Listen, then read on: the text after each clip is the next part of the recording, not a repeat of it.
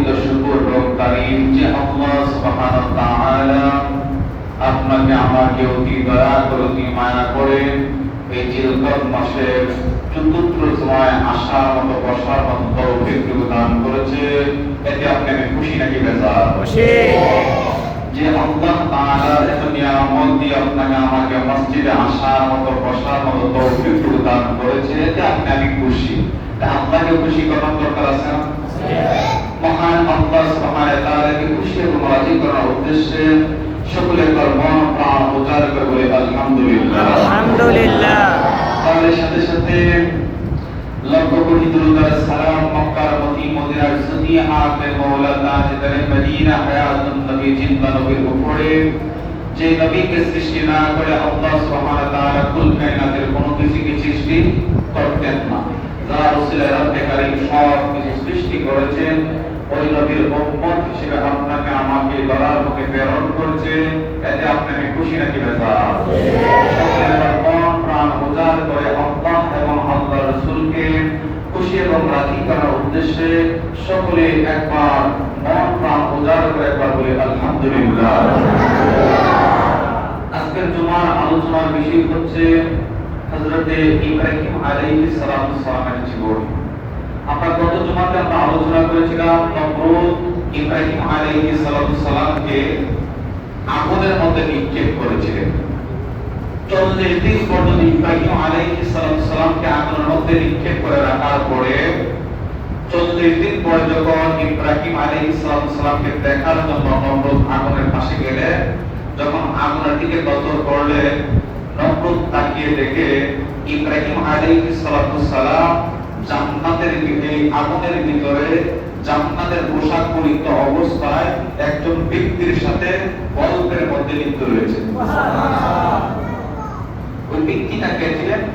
হাদিসের ভিতরে এসেছে রব্বে কারীম ইব্রাহিম আলাইহিস সালামকে যখন আগুনের ভিতরে নিক্ষেপ করা হলো, আল্লাহ তাআলা জিবরাইলকে ডাক দিয়ে বলে, জিবরাইল, আমার ইব্রাহিম একা একা আগুনের ভিতরে কেমন করে থাকবে? আমার ইব্রাহিমের তো ভালো লাগবে না, একা একা অস্বস্তিকর মনে হবে। এই জিবরাইল, আমার ইব্রাহিমকে সম্পদ দেওয়ার জন্য আমার ইব্রাহিমের কাছে আগুনের ভিতরে ইব্রাহিমের বন্ধু হয়ে তুমি ইব্রাহিমের সাথে খুশ গল্পের মধ্যে লিপ্ত হয়ে যাও। সুবহানাল্লাহ। ইব্রাহিম আলাইহিস সালাম ও জিবরাইল আমিন আগুনের ভিতরে বসে একজন আরেকজনের সাথে সুখ দুঃখের গল্প করে। সুবহানাল্লাহ। 40 দিন অবস্থান করার পরে নমরুদ যখন আগুনের পাশে দাঁড়িয়ে দেখলেন ইব্রাহিম আলাইহিস সালাম একজন অপরিচিত ব্যক্তির সাথে গল্পের মধ্যে লিপ্ত, আগুনকে লক্ষ্য করে ডাক দিলেন, আগুন, তোর কি আওয়াজ চলে গেল? তোর কি শক্তি দুর্বল হয়ে গেল? ইব্রাহিমকে 40 দিন হলো আগুনের ভিতরে পালায় না, তোর ভিতরে দেখা যায় ইব্রাহিম এখনো খুশ গল্প জীবিত অবস্থায় রয়েছে, তোর কি শক্তি চলে গেছে? আগুন রবকে ডাকতে বলে, রব্বে কারীম, আমি আগুনের জবানটা একটু খুলে দাও। রব ডাকতে বলে, আগুন কিসের জন্য? আল্লাহ, আমার জবানটা যদি খুলে দাও, আমি নমরুদের সাথে একটু কথা বলতে চাই।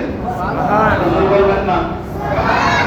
রব্বে কারীম আগুনের জবান খুলে দিলে আগুন নমরুদকে উদ্দেশ্য করে ডাকতে বলে, আরে নমরুদ, আমার পাওয়ার আছে নাকি নাই?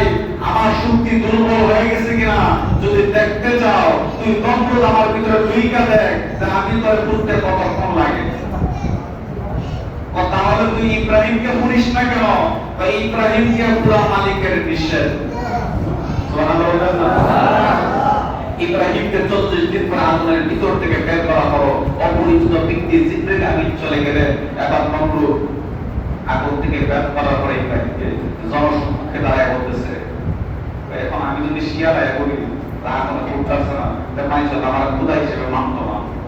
জনসম্মুখে দাঁড়ায় বক্তব্য দিয়েছে নমরুদে, মুখটা তুলায়া, এ আমার জনসংখ্যারা, আমার বান্দারা, তোমরা শোনো, আমার কি পাওয়ার দেখছো? ইব্রাহিম রাসূলুল্লাহ দিন আগুনের ভিতরে রাখছি, তোমরা মনে করছো ইব্রাহিমকে আগুনের পুরো লেখা ভিতরে দিতে পারাইছি। আসলে না, আগে আমার শক্তি দেয় বললে কি ইব্রাহিমকে আগুনের ভিতরে পারাইছি। তোমরা কইছি ইব্রাহিমকে পুরি হবো, আর আগুনকে কইছি সাবধান, ইব্রাহিমকে পুরিস না। আল্লাহ কি তাই না? এটা একটা সূরের মান বড় কথা। আমি তো আমার শক্তি দেখানোর জন্য বলছি, দেখ আমরা আমার কথা শুনে তোরা কিসের জন্য আমার বিরোধিতা করবি? এরকম কথা তো ঠিক 40 দিন আগুনের ভিতরে লাগছে, এরপর করতেছে না। আমরা নমরুদ খোদা না করছে দিকে আগুন ওই প্লেটে পুরে না, এটা সাধারণ কোনো খোদা না। আর খোদা খোদার এরা খোদারের বন্ধু আছে। ওই যে এক ভাই সাহেব আছেন মিস্টার ইংলিশ, ইংলিশ এসে কো আরে বেটা সাফাবাদী একটু কম কর, ইব্রাহিম তাড়াতাড়ি দেশ থেকে বাইরে যাওয়ার ব্যবস্থা কর। কিসের জন্য? যে বেলা 40 দিন আগুনের ভিতরে থাকছে, এই বেলা যদি তোর গোপন তথ্য ফাঁস করে দে, তোর খোদাকে সুইটটা যাইব না। সুবহানাল্লাহ বিল্লাহ। তো কি করতাম? তাড়াতাড়ি দেশ থেকে কর। তো কেমন করতাম? গারবান রাখতে ডাক দিয়া কর যে তোর এই কোন আমরা তো টাকা তোমা, তোর ছেলে যদি আমরা এই দেশের মধ্যে থাকে তবে তোর পুরোপুরি ব্যাপারে ধ্বংস করে দেব। তোর পুত্রকে আমরা জানে বাঁচাই দিছি, এখন তোর ছেলে যদি বাঁচাই দোষ, তোর ছেলের দেশকে বিতাড়িত করে দেবে। ইব্রাহিম আলাইহিস সালামের পিতা এবং মাতাকে ডাকা হলো, ডাকার করে জানিয়ে দেওয়া হলো যদি পুত বাঁচাই দোষ, এখন তো 40 দিন আগুনের বেলায় গিয়া আগুনকে কইছি ইব্রাহিমকে করিস না, এই জন্য আগুনে পড়ছে না। এখন তোর পুত যদি বাঁচাই দোষ, তোর পুত্রে আমাদের এই দেশকে বাইরে করে দেবে। নমরুদের কথা শোনার পরে ইব্রাহিমের মা বাবার মনের ভিতর ভয় ঢুকে আসবে, ছেলেকে দেশ থেকে বিতাড়িত করে দিবে। ইব্রাহিম আলাইহিস সালাম ইরাকের জমিন থেকে সফর শুরু করে ফিলিস্তিনের জমিনে যাওয়ার জন্য। আওয়াজ করে সুবহানাল্লাহ। ইব্রাহিম আলাইহিস সালাম যখন সফর শুরু করলেন ইরাক থেকে ফিলিস্তিনে যাওয়ার জন্য, ইরাক এবং ফিলিস্তিনের মধ্যবর্তী একটা রাজ্য ছিল, একটা দেশ ছিল।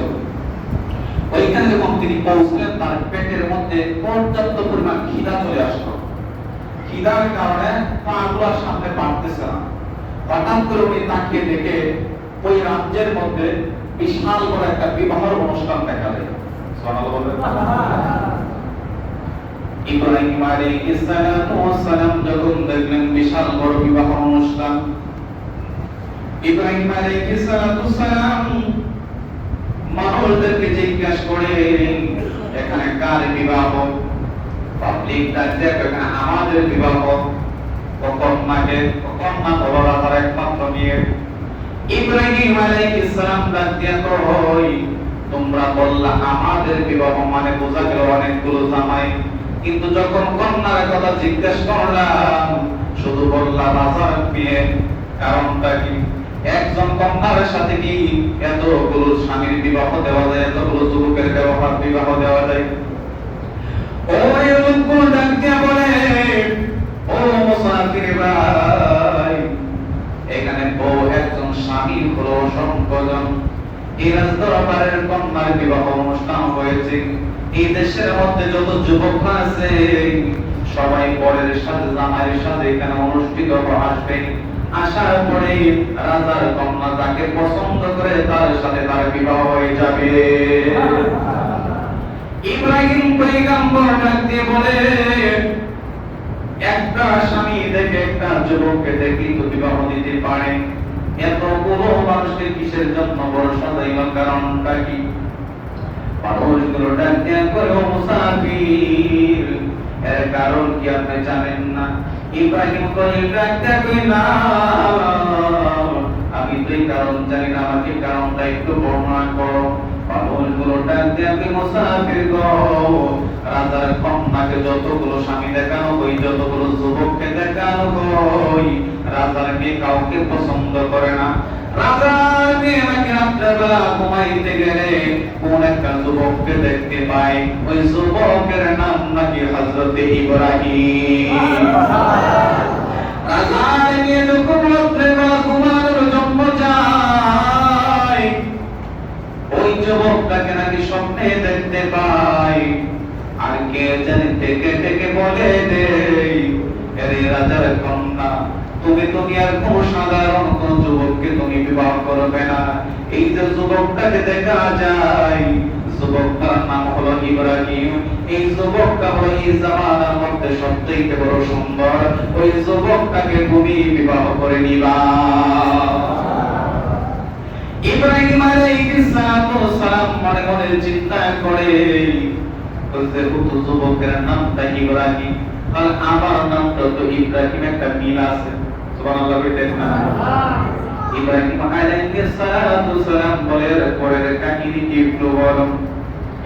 ওই মানুষগুলো ডাক দিয়া কয় মুসাফির, রাজা এই রাতের প্রত্যেকটা যুবককে দেখাইলেন, কিন্তু যে যুবকটাকে ওনার কন্যা স্বপ্নের যুগে দেখে এই যুবকের নাকি সন্তান পাই না, এই জন্য রাজা পুরা রাজ্যের মধ্যে ঘোষণা করে দিয়েছে অবিবাহিত যত যুবকরা রয়েছে ওই দরবারে হাজির হওয়ার জন্য প্রত্যেকটা যুবককে রাজকন্যা দেখবে।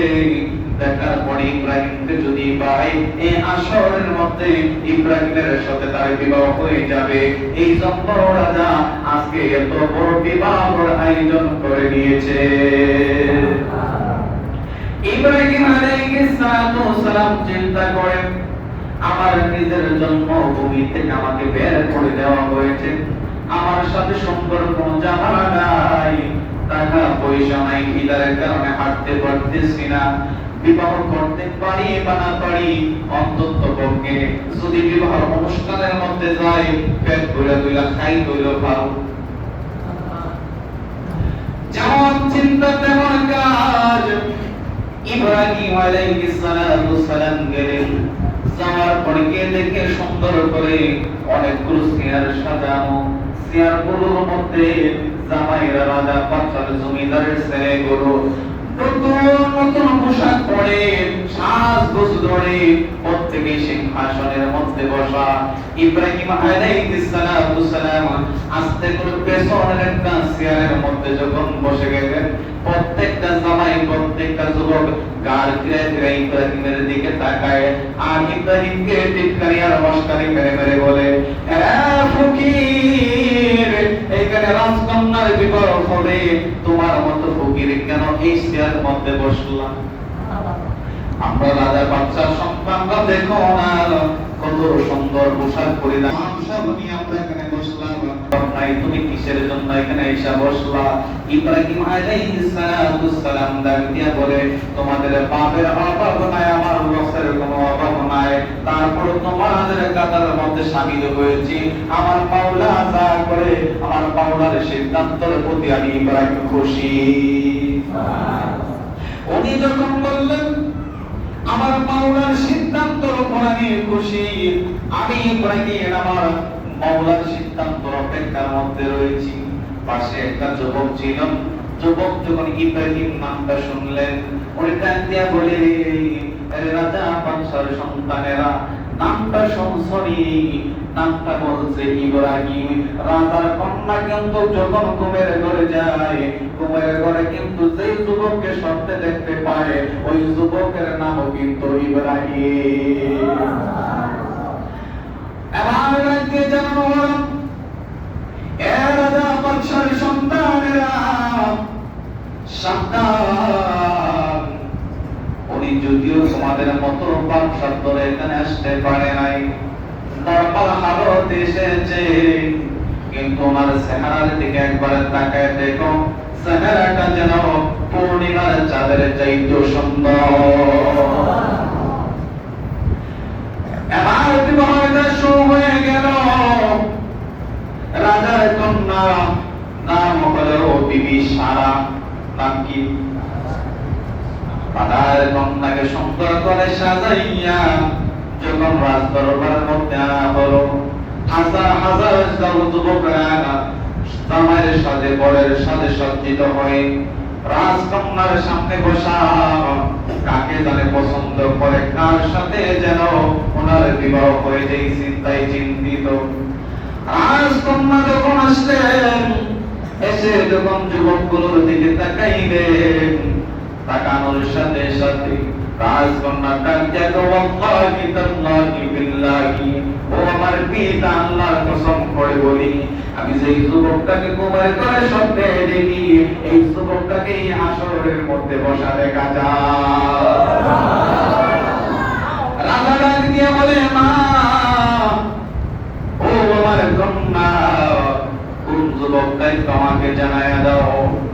ডাক দিয়া কই, বাবা গো, যে যুবক বসা সোনাকে ডাইকা আনা যাবে না, আমি রাজকন্যা ওই যুবকের কাছে যাইতে চাই। আর হাঁটতে যায়। রাজা বাদশার ছেলেরা মনে মনে চিন্তা করে বড় হয়ে আমার কাছে আসবে। ওনার কাছে যাওয়ার পর ওনাকে যখন অতিক্রম করে আর এখন চিন্তা করে মনে হয় আমি দেখতে সুন্দর, মনে হয় আমার কাছে আইতাছে। কিন্তু রাজকন্যা এক এক করে অতিক্রম করতে করতে দেখা যায় পেছনের সারিতে নরমাল হালতে খুব সাধারণ বেশে একটা যুবক বসা, যার হাতের মধ্যে ধরে উনি ডাক দিয়া বলে, ওকে ইব্রাহিম, আপনি তো প্রতি রাত্রে স্বপ্নে যুগে আপনাকে দেখতে পাই, আপনি যেখানে হাজির হয়েছেন আপনি ধনী না গরিব এটা আমার জানার বিষয় না। আমি রাজকন্যা আপনাকে বিবাহ করতে চাই, আপনি আমার কাছে বিবাহ, আমাকে আপনি বিবাহ করবেন নি? ইব্রাহিম আলাইহিস সালাম ডাক দিয়া কয়, ও সারা, বিবাহ করতে পারি, তবে শর্ত আছে একটা। শর্ত কয়টা? তো কি শর্ত আপনি বলুন? আমার শর্ত তুমি মানবানি, আপনাকে বিবাহ করার জন্য একটা শর্ত কেন ইব্রাহিম, আমি সারা আপনাকে বিবাহ করার জন্য 1000টা শর্ত মানার জন্য প্রস্তুত আছি। ইব্রাহিম ডাক দিয়া কয়, আপনার বাবা বিবাহ আয়োজন করেছে, আপনার পছন্দ মতো যুবকের কাছে বিবাহ দিবে, কিন্তু আপনি তো আপনার বাবার একমাত্র কন্যা, আপনার বাবা জানিয়ে দিয়েছে আপনাকে যে বিবাহ করবে তাকে গড় জামাই হিসেবে থাকতে হবে। কিন্তু আমি তো গড় জামাই থাকবো না, আমাকে আমার নিজ দেশ থেকে বিতাড়িত করে দেওয়া হয়েছে, আমি ফিলিস্তিনের উদ্দেশ্যে রওনা দিয়েছি। আপনি যদি আমাকে বিবাহ করেন, বিবাহ করার সাথে সাথে বিবাহের কাজ যখন শেষ হয়ে যাবে আমার সাথে আপনি হিজরত করে ফিলিস্তিনে চলে যাইতে হবে। আপনি যদি এই শর্তে রাজি থাকেন আমি আপনাকে বিবাহ করব, আর যদি আপনি রাজি না থাকেন আমি আপনাকে বিবাহ করব না। বিবি সারা ডাক দিয়া ইব্রাহিম, আজকে অনেকটা বছর ধরে আমি ইব্রাহিমকে স্বপ্নে দেখি, কে যেন ডাক দিয়ে বলে শুধু ইব্রাহিমকে বিবাহ করার জন্য। ও ইব্রাহিম, আমি যেহেতু এতদিন ধরে স্বপ্নে আপনাকে দেখি, আমি আপনাকে ভালোবাসি, মহব্বত করি, আমি আমার বাবার রাজপ্রাসাদ ছেড়ে দিয়ে আমি ইব্রাহিমের সাথে হিজরত করে ফিলিস্তিনে যাওয়ার জন্য রাজি আছি। ইব্রাহিম, তুমি যে আমার কন্যাকে বিবাহ করবা, আমার কন্যাকে দেন মোহর দেওয়ার মতো কোনো কিছু আছে?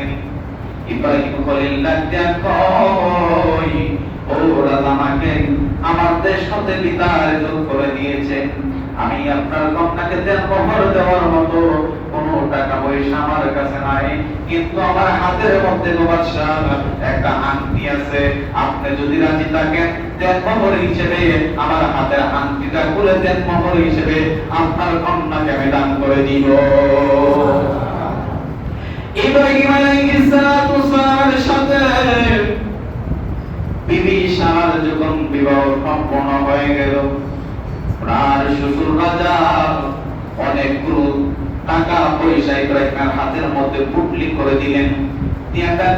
ইব্রাহিম, আমার একটা মাত্র কন্যা, দেখতে রূপবতী, গুণবতী, মায়াবতী, আমার এই কন্যাটা আমার মনে হয় রাজ্যের মধ্যে সব চাইতে সুন্দরী। ইব্রাহিম, আমার কন্যাটাকে তোমার মতো একটা গরিব ব্যক্তির হাতের মধ্যে তুলে দিলাম। ইব্রাহিম রে, আমার কন্যাটা বরং একটা বড় সলিহিন, আমার এই কন্যাটাকে তুমি কোনোদিন কষ্ট দিও না, কোনোদিন আঘাত দিও না। ইব্রাহিম আলাইহিস সালাম ডাক দিয়ে বলে, ও আমার শ্বশুর আব্বা, আমার দেখে যতদিন প্রাণ আছে আমি আপনাকে ওয়াদা দিয়ে গেলাম আমি বিবি সারাকে আমার জীবনে কোনোদিন কোনো ধরনের কষ্ট দিব না। বিবাহের কার্যক্রম শেষ হয়ে গেল। ইব্রাহিম আলাইহিস সালাম এবং বিবি সারা ফিলিস্তিনের উদ্দেশ্যে রওনা দিলেন। এই রাজ্যটা অতিক্রম করে আরেকটা রাজার অধীনস্থ রাজ্যের মধ্যে পৌঁছালেন। ওই রাজাটা ছিল বড় জুলুমখোর, বড় জালেম। ওনার একটা নিয়ম ছিল, ওনার রাজ্যের মধ্যে যে প্রথম বিবাহ করে, বিবাহ করার পরে নতুন বউয়ের সাথে স্বামী বাসর করার আগে বাদশা বাসর করতে। ওনার নিয়ম ছিল যত যুবতী আছে রাজ্যের মধ্যে, উনি তাদের সাথে সহবাস করতে, মিলন করত। মিলন করার পরে ওনাদের সাথে ওনার স্বামীরা ব্যবহার করতে পারতেন। ইব্রাহিম আলাইহিস সালাম যখন ওই রাজ্যের ভিতরে পৌঁছে গেলেন, ওই রাজার সৈনিকরা ইব্রাহিমকে ধরলেন, তোমার সাথে উনি কে? ইব্রাহিম আলাইহিস সালাম একটু গাইড করে উত্তর দিলেন। উনি ডাক দিয়া কয়, আরে সৈনিকরা, আমার সাথে যাকে দেখা যায় উনি হলো আমার বোন। সুবহানাল্লাহ। উনি আমার আসলে কি বোন? সাথে তো বোন। এরপর কইছে এই প্রেগন্যান্সি কি সারা হইছে, এরকম মনে হইছে না? ও এরপর কইছে রে মিছা কথা না। কিন্তু ইব্রাহিম আলাইহিস সালাম মিথ্যা বলে নাই। ইব্রাহিম আলাইহিস সালাম হিকমতের সহিত উত্তর দিয়েছে। যেমন কোরআনুল কারীমের মধ্যে রব্বে কারীম বলে, এক মুসলমান অপর মুসলমানের ভাই ভাই। আমি মুসলমান, আমার বাপ মুসলমান, আমার বাপকে আমার ভাই লাগে। আপনার বাপ আল্লাহ কি বলছে? আল্লাহ পাক এখানে বোঝাতে চাচ্ছে যে মুসলমান ধর্মের দিক থেকে ভাই ভাই। ইব্রাহিম আলাইহিস সালাম যখন বললেন, বউকে যখন বোন পরিচয় দিলেন, তখন ইব্রাহিম আলাইহিস সালাম হিকমতের সহিত পরিচয় দিলেন। নিজের বউয়ের ইজ্জত রক্ষা করার জন্য বললেন যে এটা হচ্ছে আমার বোন। সুবহানাল্লাহ বলবেন না? এখন যে হিকমত, মনে করেন আশরস আপনার তো খাইতে লাগছে, লাগার পরে মামলা দিছে। মামলার মধ্যে নাম দিছে 10 জনের, আর একটা সুযোগ দিয়ে রাখছে যাদেরকে দরকার তাদের নাম এড করতে পারে। যখন দিয়ে রাখছে কিছুদিন পরে মনে করেন 10 জনের একজনের নাম উঠে গেছে আপনার মেম্বার। আর মেম্বার সামনে পুলিশ এসে দরবার থেকে আসলে যে পুলিশ তো আপনার এলাকার মেম্বার আছে না, আয়া পাইছে সার দোকান থেকে বলে মেম্বার সাহেব সংখ্যা মেম্বার সাহেব রেজিং মেম্বার সাহেব প্রথম মেম্বার ছিল, প্রথম মেম্বার মেম্বার সাহেব তো মিছা কথা কইব না। মেম্বার সাহেব জি প্রথম মেম্বার নিছি তো মেম্বার সাহেব কই আছে একটু বলেন তো। এই মেম্বার সাহেব যখন চা খাইতেছে এনকে উঠিয়া 2 কদম দূরে গিয়া দাঁড়াইছে। দাঁড়াইছে দেখো স্যার মেম্বার সাহেব তো একটু আগে এই জায়গার মধ্যে বসা আছে। মেম্বার সাহেব একটু আগে বসা আছে, এই মিছা কথা কইছে। মেম্বার তো পুরো 2 কদম দেওয়া এই বসা আছে। এই মেম্বার এই নিজের নাম পাছানোর জন্য এনটিভিটা 2 কদম দূরে গিয়ে একটু আগে নয় বসা আছে। ইব্রাহিম আলাইহিস সালাম নিজের বউয়ের বোন পরিচয় দিছে, বউয়ের ইজ্জত রক্ষা করার জন্য। অপর দিক দিয়ে মুসলমান ভাই ভাই যদি হয়, তাহলে মহিলা কি হই? বোন, নিজের জান বাঁচানো। কিন্তু বিবাহ সমাজে হাতে হাতে কাংলা করানো হয়, তাই না?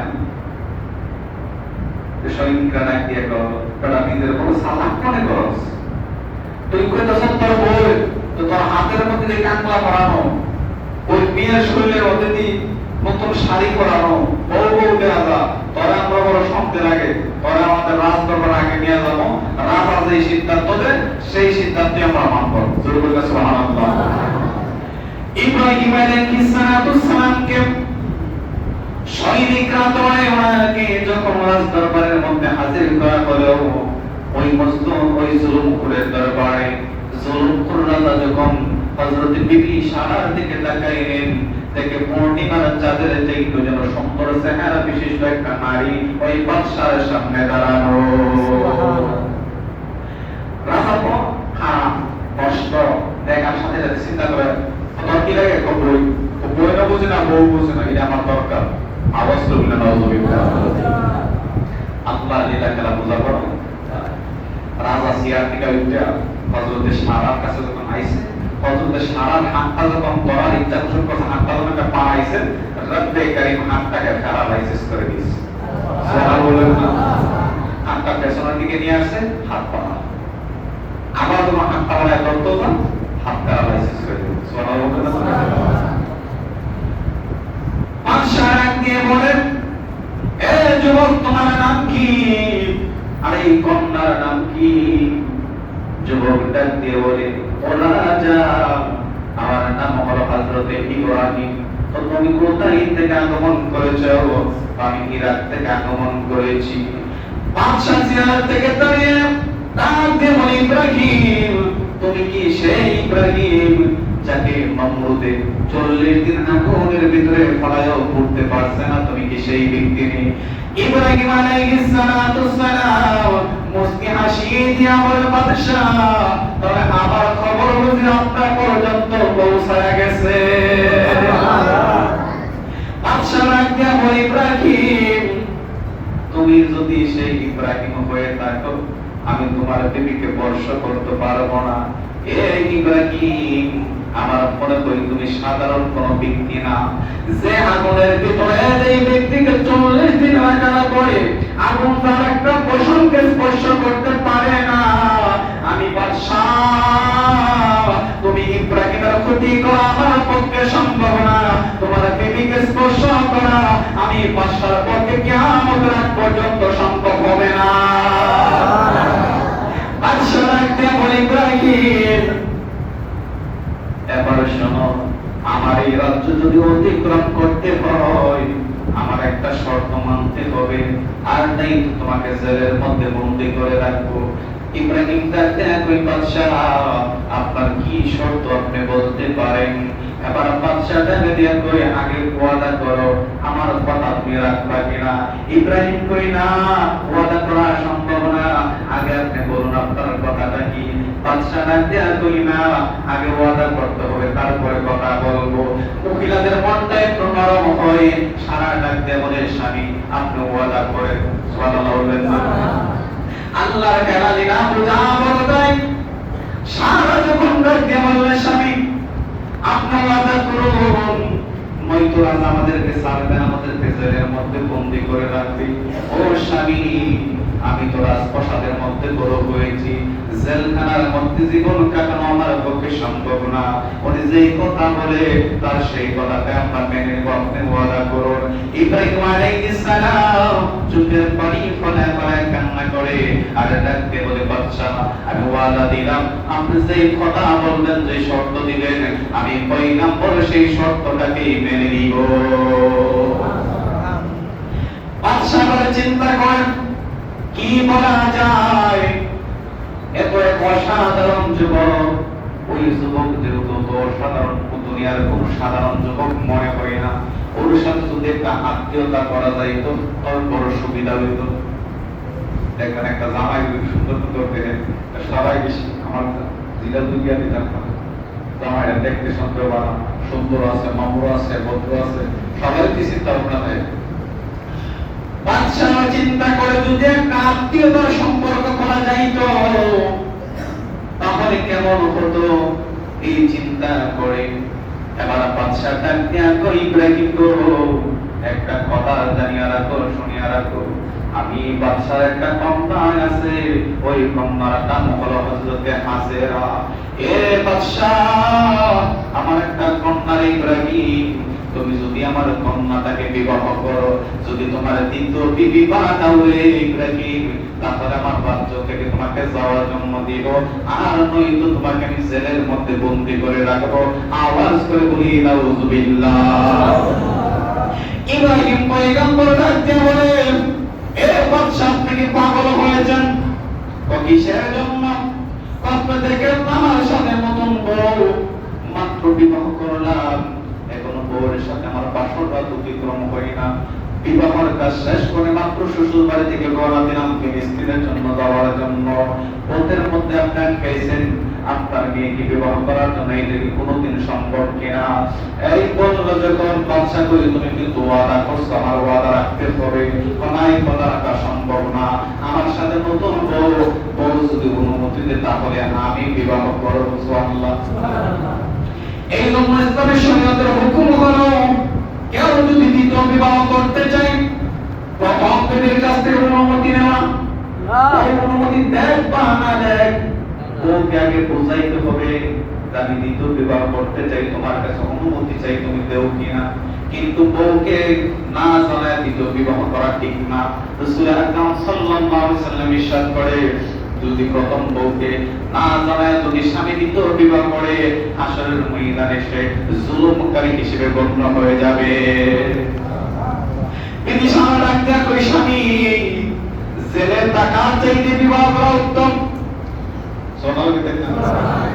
সে বেড়ে গেলে মান হইলে বলে স্বামী গেল না আরো কোন উত্তরা থাকলো তোমার দ্বিতীয় বিয়ার সুযোগ দিতাম না এই চিন্তা করো না এই সুযোগ নাই থাকলে জেলে একসাথে দাও তো বিয়া করার সুযোগ দিতাম না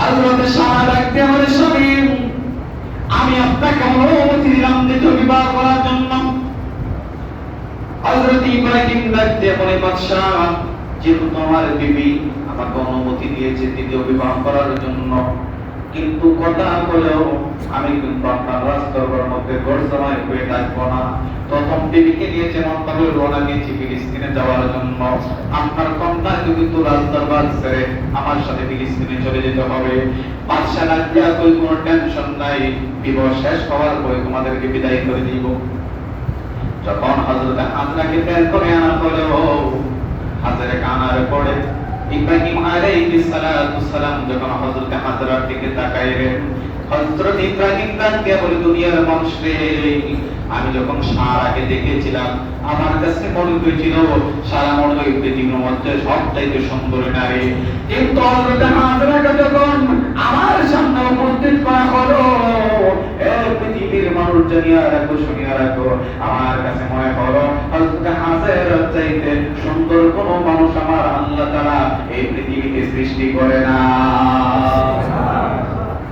বিবাহের কাজ সম্পন্ন হয়ে গেল হযরত হাজরাকে নিয়া এবং হযরত সারাকে নিয়া হযরত ইব্রাহিম আলাইহিস সালাম ফিলিস্তিনের জমিনে পৌঁছে গেলেন আল্লাহুম্মা সাল্লি আলা সাইয়্যিদিনা মাওলানা মুহাম্মাদ ওয়া আলা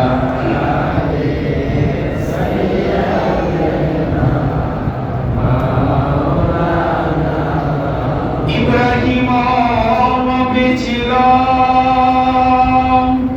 খোদার প্রেমে পাগল ছিল আপন পুত্র জবাই দিল আপন পুত্র জবাই দিল মাওলা ছিল প্রেমে اللهم صل على سيدنا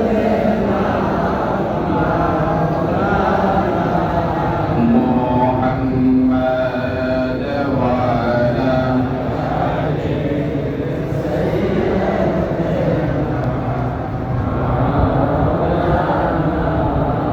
لا إله إلا الله محمد رسول الله صلى الله عليه وسلم ইব্রাহিম আলাইহিস সালাম দুই বউকে নিয়ে ফিলিস্তিনের জমিনে যখন গেলেন তো 3টা বছর অতিক্রম হয়ে গেলে দুই বউয়ের কেউ সন্তান হয় না তৃতীয় বছরের মধ্যে হযরত হাজরা আলাইহিস সালাম গর্ভ ধারণ করলেন আওয়াজ করে সুবহানাল্লাহ বিবাহ করলেন একই দিনে হযরত হাজরা এবং হযরত সারাকে সারা হতে বড় বউ হাজরা হচ্ছে ছোট বউ কিন্তু বড় বউয়ের বাচ্চা হয় না ছোট বউ গর্ভবতী আল্লাহ যদি বাঁচিয়ে রাখে আগামী জুমাতে হযরত হাজরা গর্ভধারণ নিয়ে ইসমাঈল আলাইহিস সালামের জন্ম হযরত ইসহাক আলাইহিস সালামের জন্ম নিয়ে আমরা আলোচনা করব রব্বে কারীম আমাদেরকে আগামী জুমা পর্যন্ত যেন নেক হায়াত দান করে সকলে বলি আল্লাহুম্মা আমিন আল্লাহ তাআলা আমাদের প্রত্যেককে পাঁচ ওয়াক্ত নামাজের সেই আদায় করার মতো ও মা বোনদেরকে পর্দা করার মতো তৌফিক